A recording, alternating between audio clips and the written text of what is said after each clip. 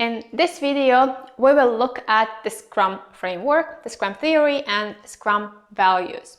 So Scrum is one of those approaches that fit agile values and principles that we looked at in the previous video. Scrum is an agile framework for dealing with complex work, such as new product development. It helps teams to productively and creatively deliver product of the highest value. Since early 1990s, so way before the Agile Manifesto was created, since that time, Scrum has been used to manage work on complex products such as software, hardware, autonomous vehicles, governmental policies, schools, and many other. Scrum is not a process, it's not really a technique or a definitive method. Scrum is a framework with which you can employ various processes and techniques. The Scrum framework consists of Scrum teams and their associated roles, events, artifacts, and rules. Each component of this framework serves a specific purpose and essential to Scrum's success. So what I will do in this video, I will give you a brief overview of each of these components. There are three key roles in a Scrum team that are needed for the framework to work well. Product owner is responsible for defining the features that are needed in the product. Product owner represents customers and other stakeholders. The Scrum Master is a servant leader to the Scrum team. The Scrum Master helps everyone understand Scrum theory, practices, rules, and values. And finally, the team is a group of self-organizing professionals who work on delivering the product. The team needs to have all the skills needed to do business requirements, analysis, design, development, testing, and whatever else is needed to build a product. And the team members can assume multiple roles in Scrum. There are three artifacts that are used in the Scrum framework. They represent work or value and provide transparency and opportunities for inspection and adaptation. Product backlog is a prioritized list of everything that is needed in the product. This list evolves and changes with every sprint, so it's never actually finished until the product is on the market. The sprint backlog is a set of product backlog items selected for the sprint. This document also contains a plan for delivering the product increment and achieving the sprint goal. Increment is the sum of all the product backlog items completed during a sprint and the value of the increments of all previous sprints. There are several events that make up Scrum. All events are time-boxed events, which means they have a maximum duration. The sprint is the heart of Scrum, a time box of 1 month or less, during which a usable and potentially releasable product increment is created. And the sprint contains all the development work and also the 4 Scrum events. Sprint planning is where the product owner, Scrum Master, and the development team meet to discuss the product backlog and plan the work that will be done in the sprint. Daily Scrum is a brief 15-minute meeting where the team discusses what they have completed since the previous meeting, plan the work for the next 24 hours, and identify impediments. Sprint review occurs at the end of the sprint. The Scrum team and stakeholders inspect the outcome of the sprint and collaborate on identifying the next steps that could be done to optimize value. Finally, the sprint retrospective happens right after the review. This meeting presents the Scrum team with an opportunity to inspect and adapt their internal work process. So let's bring this all together and take a look at the Scrum workflow. It starts with product owner building a product backlog. The product owner prioritizes the list, putting the valuable items at the top of the product backlog. Next, in the sprint planning, the product owner, the Scrum Master, and the development team discuss the top priorities in the product backlog and determine what can go into the next sprint, so the development team actually meets the sprint goal. The output of the sprint planning meeting is a sprint backlog. The sprint in itself is a 1 to 4 week time box during which the development team will try to create a working, tested, and potentially shippable product increment, which corresponds to the previously defined definition of done. Once a day, the development team will meet for 15 minutes for a daily scrum, where the team will discuss what they have completed, what they're working on at the moment, as well as if they have any blocked items. During the sprint, the product increment grows iteratively, allowing the team to inspect and adapt empirically based on the progress. The outcome of the sprint is a potentially shippable product.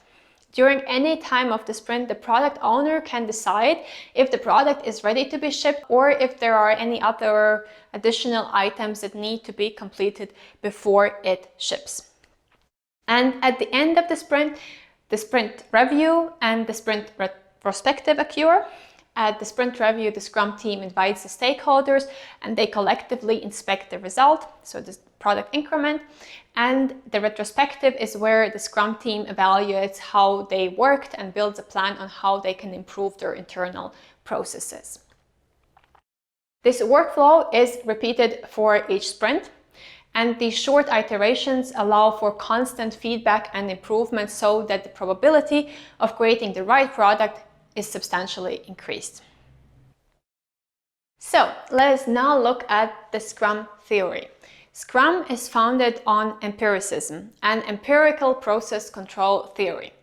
Empiricism asserts that knowledge comes from experience and that you can only make decisions based on what is known at the specific point in time. As we have seen in the SCRUM framework, it employs this iterative incremental approach in order to optimize predictability and control risk. So SCRUM knows that it cannot predict the future. So at the specific point of time, the team makes a decision based on what they already know from the past and what they know at that specific point in time. Empiricism is based on 3 pillars: transparency, inspection, and adaptation. So what does transparency mean? First, transparency refers to the fact that significant aspects of the process must be visible to those who are responsible for the outcome. This might sound a bit unclear, but who are those responsible for the outcome? It could be stakeholders, it could be the CEO of the company, or any other person involved in the process. If we have the transparency in the process and we visualize what the progress is, where we are stuck, who is working on what, we allow the teams to really see the whole instead of being focused only on what they are doing at that specific moment. So they have this chance to understand, you know what, maybe I'm doing okay, but I see John, the developer, is behind, so let me help him and let us reorganize our work so that we can actually reach our sprint goal. Second, transparency requires that aspects are defined by a common standard, which is shared by all participants. For example, if you have technical people discussing with business people and they don't share the same language, it is super hard to discuss what is being observed.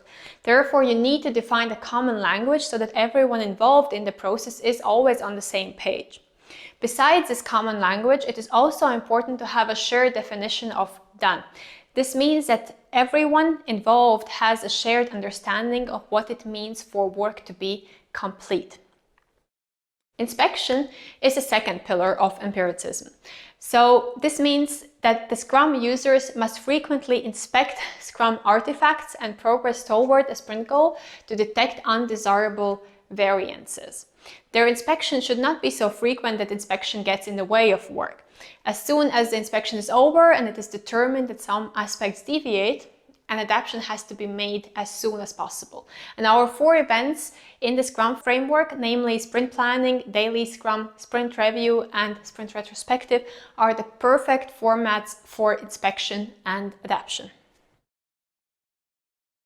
So the final topic in this video is Scrum values. Every Scrum team should be built following 5 Scrum values, and these are commitment, courage, openness, focus, and respect. People personally have to commit to achieving the goals of the Scrum team. Otherwise, it will be very hard to get something done if the team members are not committed to their work. So instead of telling people what to do, Scrum would encourage people to actually stand up and say, I think this is what should be done, and I commit to achieving this task. The second value is courage.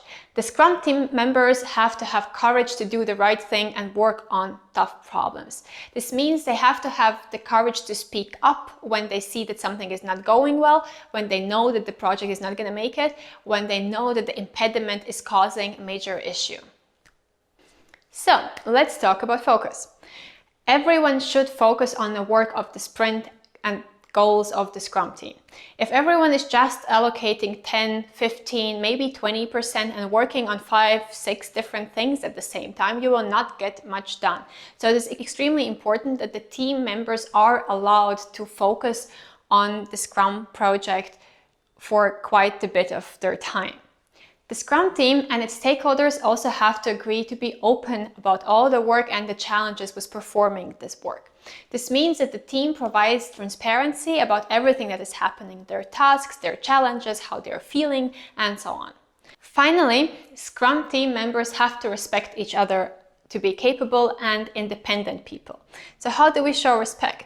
It can be a lot of different things to different people, right? But you could show respect by allowing people to commit to their work. Let them choose what to accomplish and let them choose a way how they can accomplish those things. You can also respect people by not making them work 80 hours a week and giving them a steady pace so that they don't end up with a burnout. When these values are embodied and lived by the team, the Scrum pillars of transparency, adaptation, and inspection come to life, and they build the trust for everyone.